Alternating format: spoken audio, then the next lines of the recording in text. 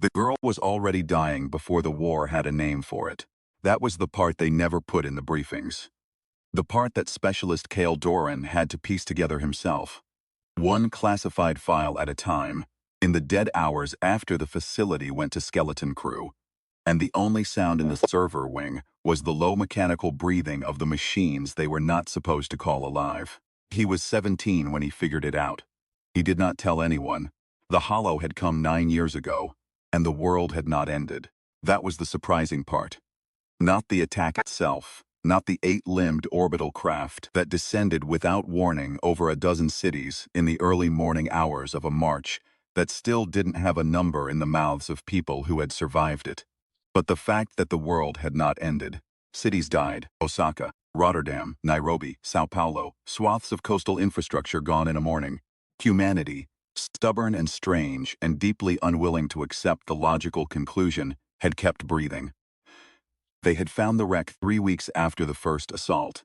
A hollow unit, the machines the invaders sent down like bullets from their high orbital platforms, had clipped a mountain range in central Japan and gone in hard, burying itself in a valley nobody had mapped with any care.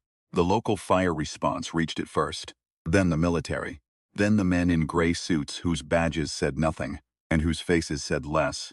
They called the site the Cradle. They pulled from it. They called the Seed. The rebirth storage program had been the world's longest act of desperation, dressed up as science. Cale had grown up inside it. His mother had been one of the original structural engineers on the frame analysis team.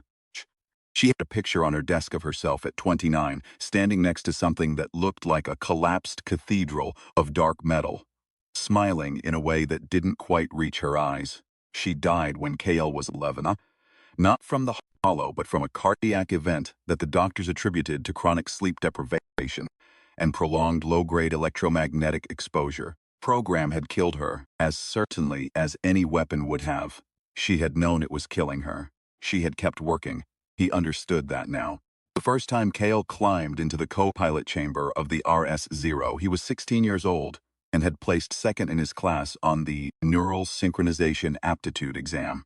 Second. That was the number that had haunted him. The girl who placed first was named Sarah Voss, and she was already waiting in the primary cradle when he arrived. Her helmet off, her dark hair tied back with a strip of surgical tape because she had apparently lost every regulation hair tie she had ever been issued and refused to requisition more. She looked at him the way people look at weather, noting it, not judging it, already thinking about something else. "You're the anchor," she said. It was not a question. Cale Doran, subpilot, tactical monitoring. I know who you are. They told me this morning. She turned back to the primary console, running her fingers along the interface rails in a way that looked more like habit than inspection. "I'm Sarah. I know. Then we can stop introducing ourselves." A pause, precise as a cut. "You get motion sick?" He didn't. It turned out this was important. The RS-0 did not move like anything else. The designers had studied the hollow unit's locomotion architecture for 9 years and had landed on something they described in their papers as biomechanical resonance, which was their way of saying, it works the way biology works, not the way machines work. Primary pilot did not operate controls. The primary pilot wore the machine. The neural interface threaded through the cradle like a root system and connected, directly and without apology, to the pilot's sensory cortex. Sarah felt the machine's limbs as her own. She felt the wind on its hull as pressure on her skin. She felt, when the hollow units hit it, every impact as a body-deep tremor that had no good comparison in any previous human experience. The co-pilot sat in a conventional seat and watched everything through cameras and sensor arrays and tried to be, as their chief engineer Dr. Hina Yabe put it during their first full briefing, the brain. She doesn't have time to be in the middle of a fight. That was Cale's job. Be the brain. He was good at it. He was, his instructors noted with a professional ambiguity that he spent months decoding, remarkably good at it. First deployment came 11 days after their initial sync trial. A hollow unit had been detected moving inland from the coast, its approach signature consistent with the Class 3 designation. A scouting configuration, smaller than the city killers of 9 years prior, but still 140 meters of alien engineering that their best conventional weapons could dent but not stop. The facility commander, a 44-year-old man named Director Sawada, who had the permanent expression of someone doing arithmetic on bad news, had stood at the head of the briefing room and looked at Kale and Sarah the way you look at a door you're not sure will hold. "This isn't a test run," he had said. "You understand that?" "Yes, sir," Kale had said. Sarah had not said anything. She had already memorized the terrain maps. They performed 9 minutes and 40 seconds into the engagement.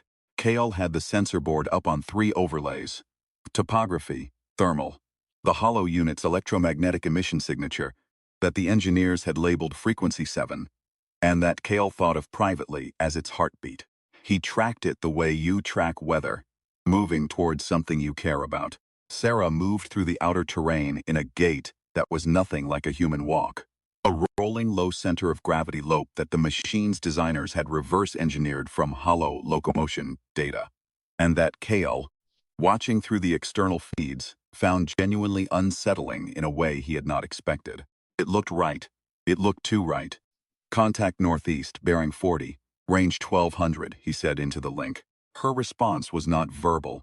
The RS-0 shifted its weight and dropped into a lower stance, and through the biometric readout on Kale's secondary screen, he watched Sarah's heart rate climb, and then, by what looked like simple will, descend. The engagement lasted 4 minutes.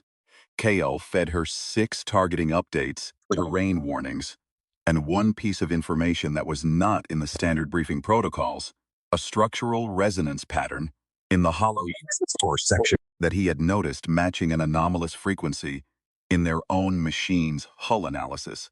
2 years of archived maintenance data cross-referenced in roughly 8 seconds of desperate pattern matching, while the hollow's forearm came down like a collapsing building. He told her about it in the flat, specific language they had developed in 11 days of working together.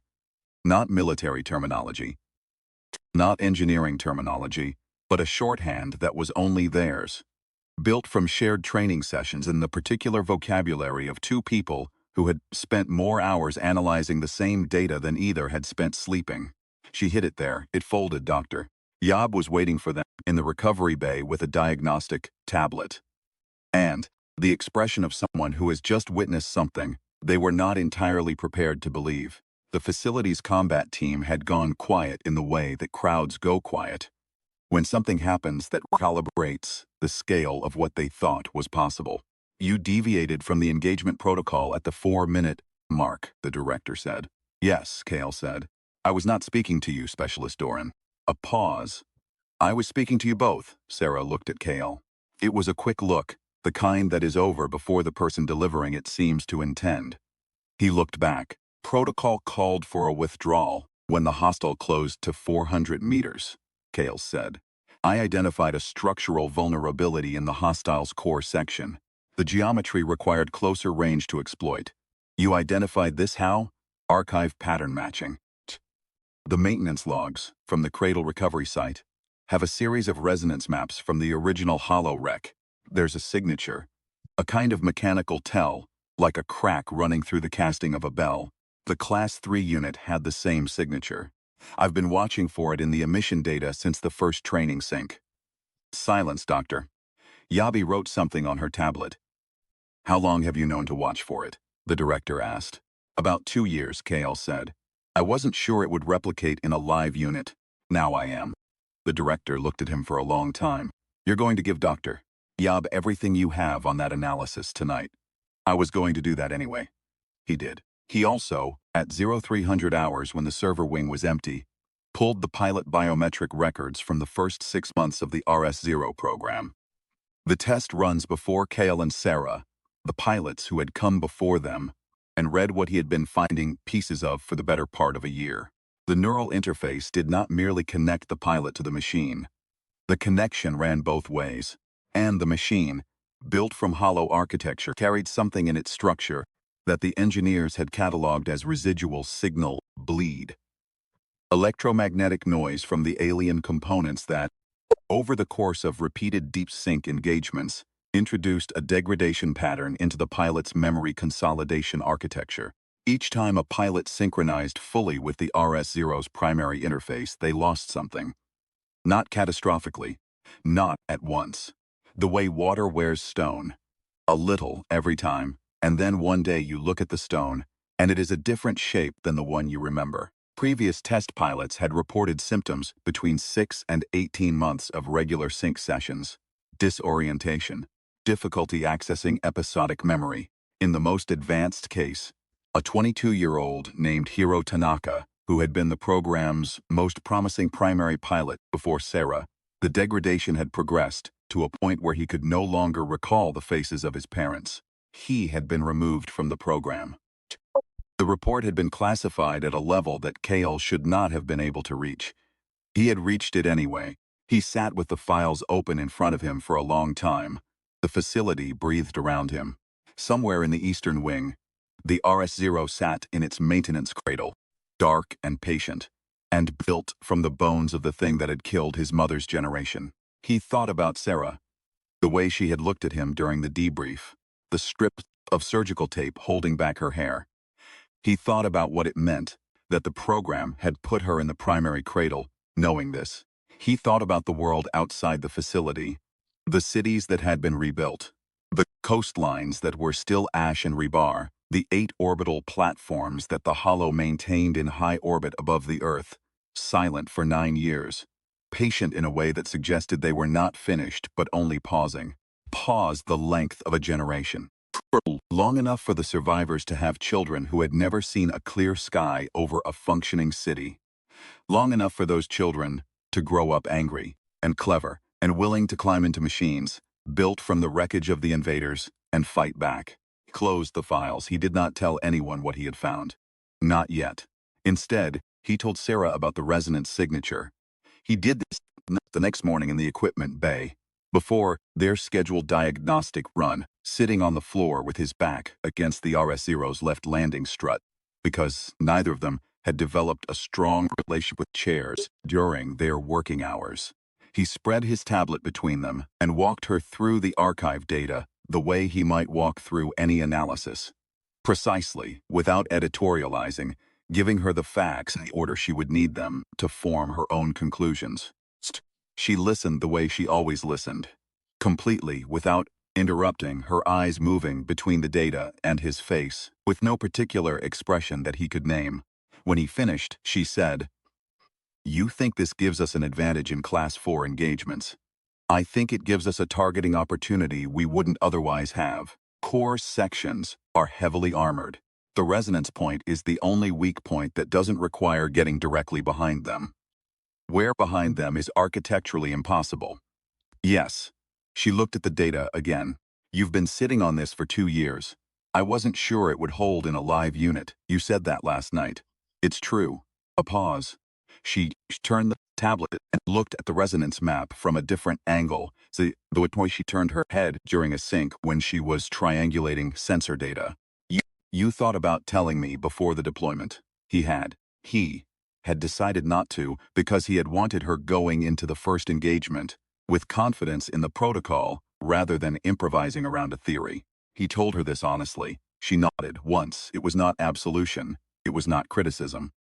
It was something more specific, an acknowledgement that she understood the reasoning, cataloged the decision, and was moving forward. "Show me the full data set," she said. He did.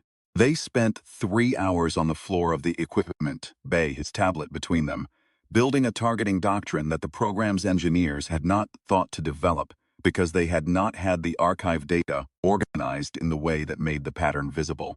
"Hurt, Doctor." Yabe found them at noon. She stood in the doorway for a moment, with an expression that Kale could not read, and then said, very quietly, that the afternoon sync was postponed, and that they should eat something.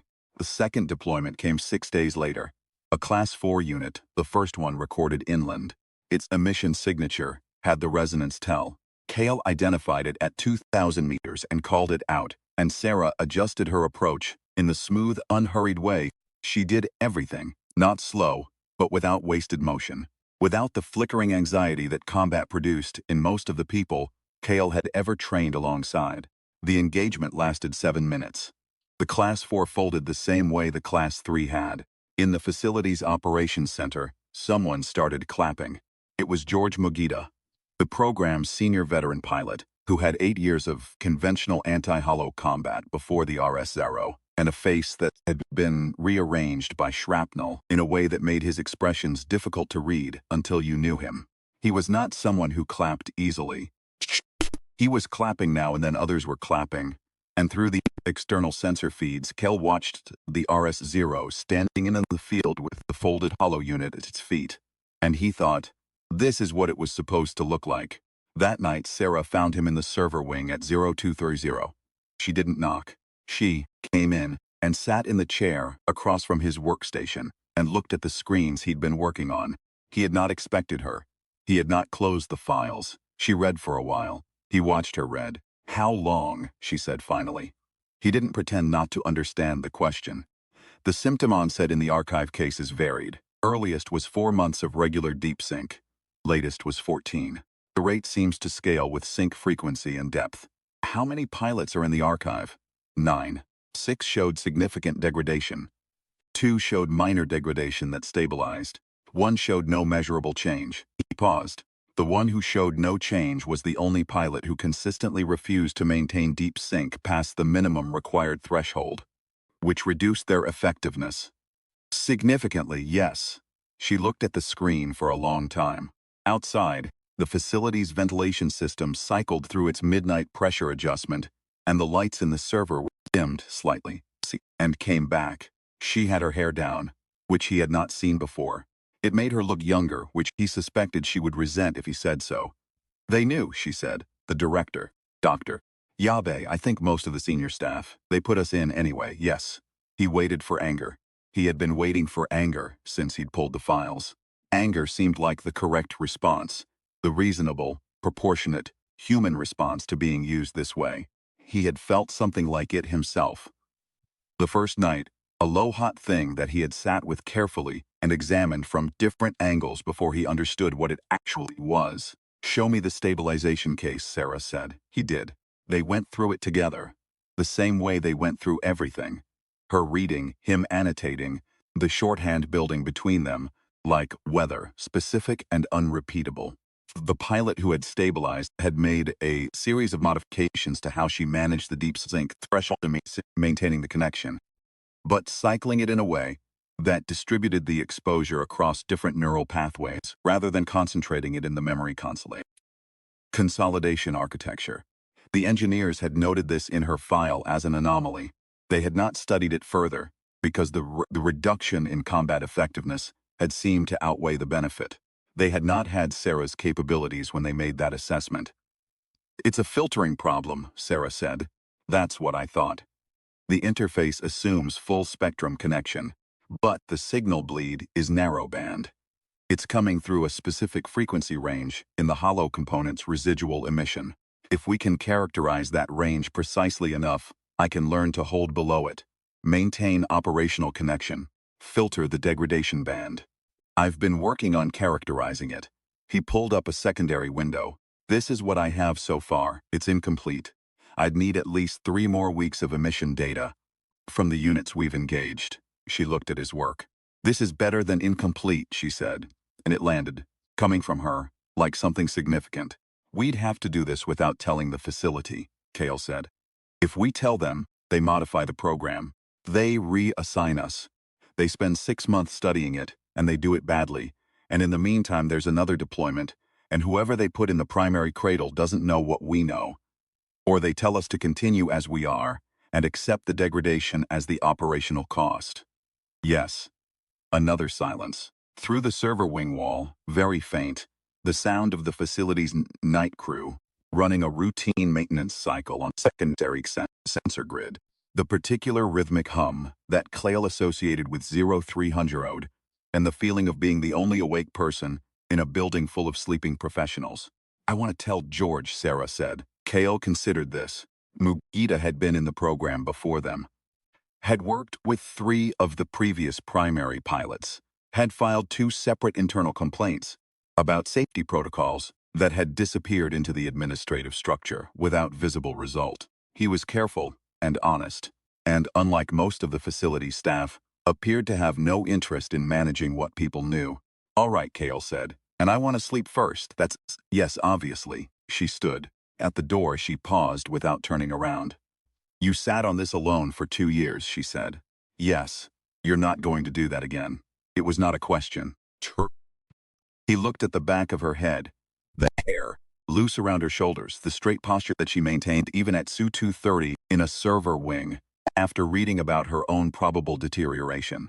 He thought about his mother, at 29, standing next to the wreck in the valley, smiling with her eyes aimed somewhere past the camera. "No," he said. "I'm not going to do that again." They told George the next morning. He listened with the focused stillness he brought to everything. His hands flat on the table, the shrapnel scars on the left side of his face pulling slightly as his jaw tightened. When they finished, he was quiet for a long time.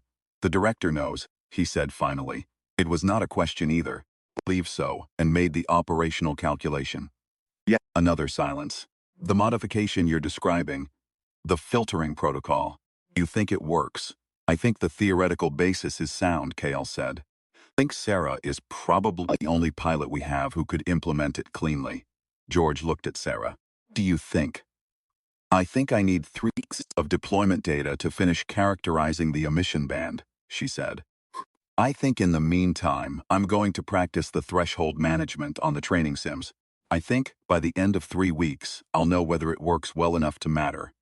And if it doesn't, then we know something new about the architecture, and we figure out what to do with that."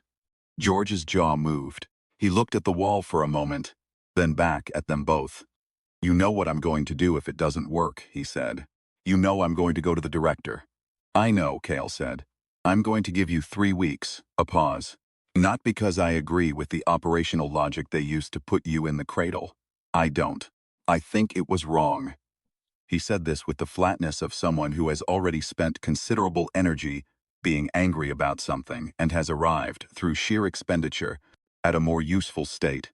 "I think you might be the best shot we have. And I think you're smart enough to know what you're doing."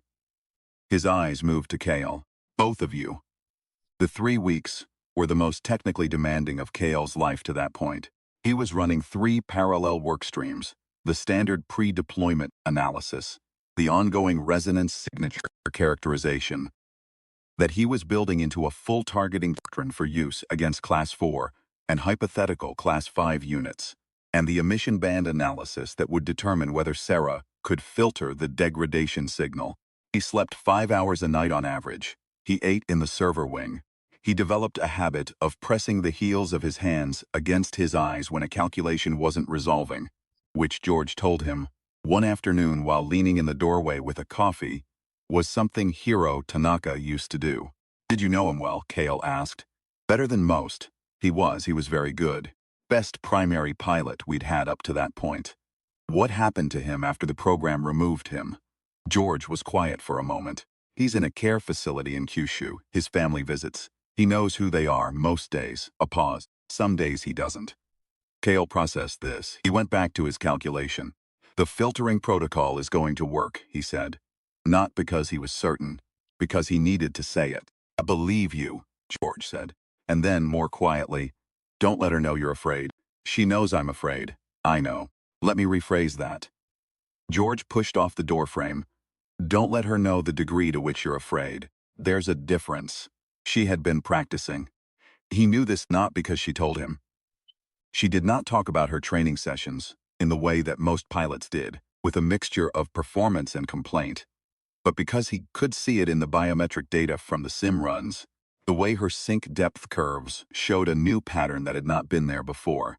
A managed oscillation, pert, a breathing in the kshnek that held it at a controlled ceiling rather than allowing the full depth immersion that the machine's architecture seemed to encourage. The way deep water encourages a diver to keep descending. It was, he thought, a remarkable piece of biological self-modification. She was teaching her own nervous system to rewrite its relationship with the interface, teaching it to hold a door partly open that everything in its design wanted fully open, and to do this while also operating a war machine in combat conditions, and to do this without compromising the effectiveness that made it worth doing at all. He did not tell her it was remarkable. She did not need his assessment of whether her work was remarkable. She needed his data. He gave her the data. The fourth deployment came at the end of the second week. A Class 3 unit, moving through a coastal industrial zone, fast and aggressive in a way that the Class 3 designations didn't usually present. The facility's tactical team flagged it as a possible modified configuration, some new variant they hadn't catalogued. Dr. Sawada stood at the head of the briefing room with his arithmetic expression and looked at the mission profile and said, "Deployment team is Doran and Voss. Wheels up, 40 minutes." In the equipment bay, getting into their gear, Sarah looked at Kale across the RS-0's maintenance cradle. The machine loomed over them in the hangar lights, dark and enormous, and built from something that had wanted to end the world, bent into the shape of its opposite. "A mission band characterization is at 73%, Kale said. "I know. Sync threshold data from this engagement will close the gap significantly if you can maintain the oscillation pattern through, Kale." Her voice was not sharp. It was just exact. "I know what I need to do."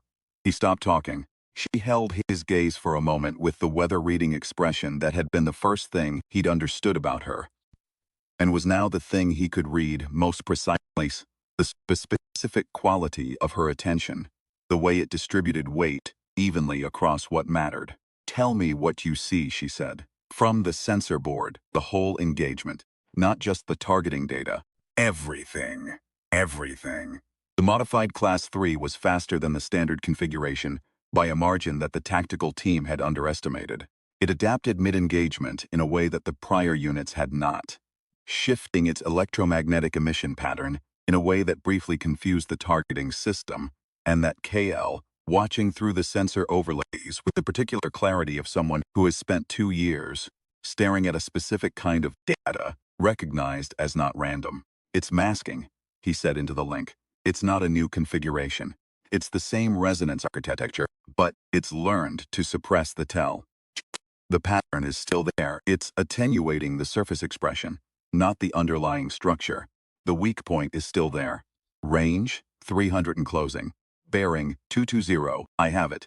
You have the attenuated version. The real signal is..." He was doing the math in real time, the archive data and the live feed and the gap analysis folded together in the seconds available. 14 degrees offset from what you're seeing. 10 degrees north-northwest. A pause that lasted approximately 1 second. "Confirming," she said. The RS-0 shifted, the engagement ended. In the recovery bay, the tactical team was running a new kind of quiet. Not the silence of people who didn't know what to say, but the silence of people revising their models. Dr. Yabe stood next to the director. Neither of them spoke immediately. "The hostile adapted mid-engagement," the director said finally. "Yes, sir," Kale said. "You accounted for the adaptation in real time." "Yes, sir. The targeting correction was 4.3 seconds from your initial identification of the masking pattern to the course adjustment." "Yes, sir." The director looked at him for a long time. Then at Sarah. There was something in his face that Kale had not seen there before. Not warmth exactly, but a specific kind of weight. The expression of someone carrying something they have decided they cannot continue to carry alone. "After your debrief," the director said, "I need to speak with you both. Not as your commanding officer." A pause. "Person who owes you something." They had the debrief. They came to his office. He told them what they already knew. He was careful and complete about it. He did not minimize. Told them that the operational calculus had been made with their knowledge. That the program had believed the degradation timeline was long enough to be managed. That they had intended to introduce protective protocols before the worst symptoms presented. That the protections had been deprioritized as the threat tempo increased and the political pressure to demonstrate results intensified. He told them that he had reviewed their personnel files and concluded that they were, of the candidates available, the pair most likely to survive the extended program intact. He told them that this reasoning, while genuine, was not sufficient as a moral position. Sarah sat very still through all of this. Kale watched the side of her face. "We've identified the emission degradation band," Kale said when the director finished. "Sarah has been developing a threshold management protocol that we believe will filter the degradation signal while maintaining operational connection. We need 1 more deployment's worth of data to complete the characterization." The director looked at them both. You've been working on this? Yes, sir. Since when? Since approximately 4 days after I found the archive files. Another silence. How did you access those files, Specialist Doran? That's a separate conversation, sir. The director's expression did something complex. Yes, it is. He turned to Sarah. The filtering protocol, you believe it works? I believe it will work, she said. Been field testing the threshold management for 8 days. Today's engagement was the first live trial of the full oscillating pattern under combat conditions. The sync quality held at 91% of baseline through the masking event. And the degradation exposure? Estimated 37% reduction from standard deployment. A pause, based on the partial band characterization. After the next deployment, we'll have full characterization. The reduction estimate will likely improve. The director was quiet for a long time. Through his office window, the last light was leaving the facility's eastern training ground, and the sky over the coastal hills had gone the color of cooling metal. What do you need from me? He said. The full archive, Kale said. Not the access I had. Everything, Doctor. Yabe and full technical support for the emission analysis. George Mugita read in at full classification. And when we have the complete filtering protocol characterized, we publish it internally to every research team working on hollow-derived systems. Nobody else does this blind. The hollow aren't done, Sarah said. It was the first time she had spoken since her report on the sync data. The platforms are still up there. 9 years is how long it took them to decide what we did with the wreck. 9 years is how long it took us to answer. She looked at the director with her flat, precise attention. Whatever comes next is going to be larger than what we've seen. You know that. The Class 4 units weren't the ceiling. The modified Class 3 that adapted mid-engagement, that's a new behavior. They're refining. Yes, the director said quietly. Then we need the full archive. We need every pilot to understand the system they're climbing into. And we need to stop pretending that what we're doing here is anything other than what it is. She let that sit for a moment. Fighting a war with a machine made from the enemy's body. It's going to cost us things we don't have names for yet. That's the actual situation. We deal with the actual situation. Kale thought about his mother at 29. Smiling in a way that didn't quite reach her eyes. Next to the crashed cathedral in the valley, she had dealt with the actual situation too. She had known what it was costing and she had kept working. Not because the calculus was comfortable, because there was nothing else. We'll need a new authorization structure for the archive access, the director said. Yes, sir, Kale said, and a formal review of the pilot protection protocols. Yes, sir. George Mugita is going to have opinions about all of this. Yes, sir. Counting on it. The final data set came in 11 days later from a deployment against 2 Class 4 units operating in apparent coordination, a configuration the tactical team had no prior data on, 2 hollow machines working in sync the way a pair of hands work, compensating for the other's angle limitations, creating firing solutions that a single unit could not have generated. It was new. It was thoughtful. It was evidence of something on the other side of the engagement line that was not merely powerful, but intelligent in a way that the briefings had consistently failed to fully convey. Took. They handled it. Kale ran 4 sensor overlays simultaneously, tracking both units' resonance signatures against each other's movement patterns, and the RS-0's position and the specific degradation band emission data he had been refining for 3 weeks, calling out targeting corrections at a pace that left him breathless in a way that had nothing to do with physical exertion. Sarah moved through the engagement with the oscillation pattern running clean. The data on Kale's biometric screen showed the sync depth.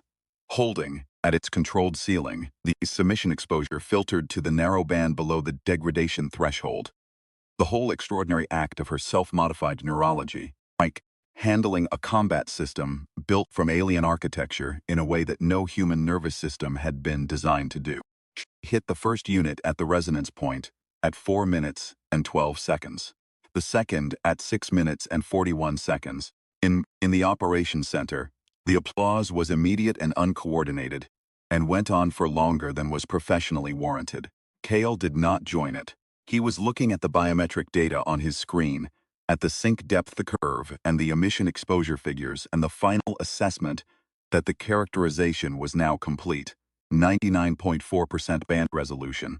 Enough to build a filtering protocol that another engineer could implement, that another pilot could learn, that could be written into the standard operational doctrine for every RS program derivative going forward.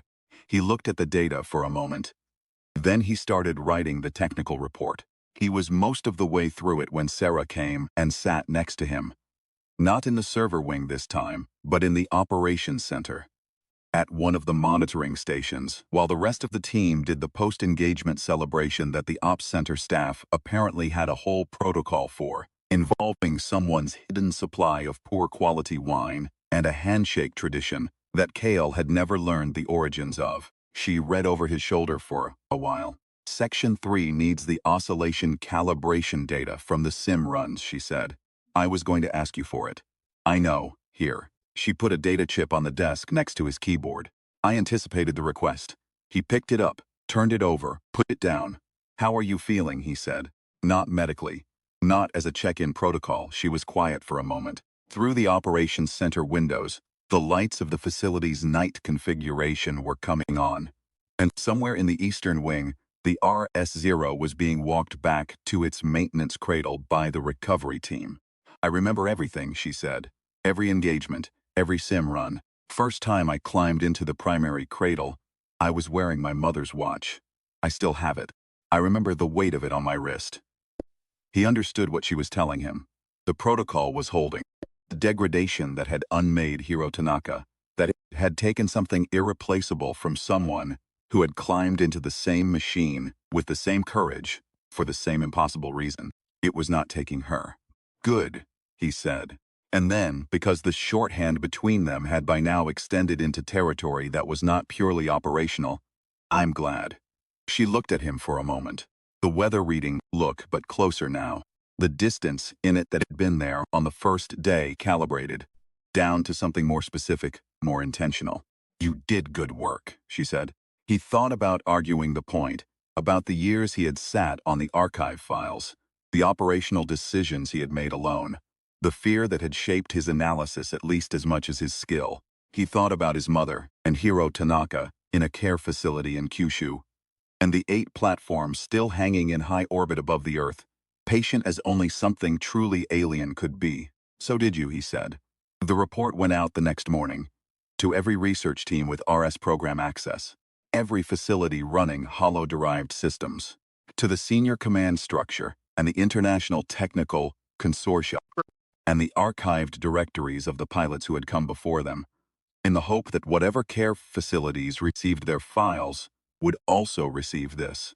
The hollow were still up there, the platforms had not moved. 9 years of patience, and whatever came next would come, and when it came it would be larger and more adaptive and more genuinely dangerous than anything the briefings had accounted for. But they would go into it knowing what they knew. Every pilot who climbed into an RS derivative cradle would know the system, would know the cost, would know how to manage the cost, and who had worked out that management and why. They would not do it blind. That was not nothing. That was, Kale thought, filing the last section of the report, exactly what his mother had been building toward. Not the weapon, but the understanding. Not the victory, which was still somewhere ahead of them. In a future, nobody could read clearly but the record. Storage. The rebirth. He pressed send. Outside the sky was very clear.